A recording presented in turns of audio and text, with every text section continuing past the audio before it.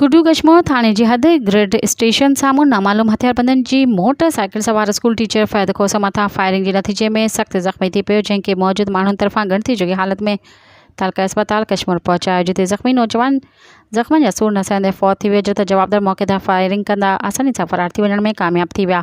मक़तूल फ़ैद खोसो घर खां स्कूल तरफ़ वञी रहियो हो त रस्ते में हथियारबंदनि मथस हमलो करण में ऐं क़त्ल करण बाद मौक़े तां फ़रार थी विया। होॾांहुं कशमोर पुलिस मूजिबि वाक़े जा जांच करे रहिया आहियूं, जल्दी जवाबदारनि खे गिरफ़्तार कयो वेंदो।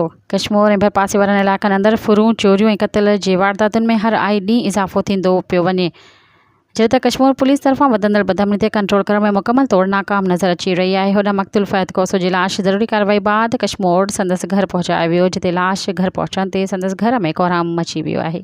मज़ीद ख़बरनि ऐं तफ़सीलात लाइ विज़िट कयो असांजी वेबसाइट www.awamiNewsHD.com ऐं ॾिसंदा रहो अवामी न्यूज़ HD।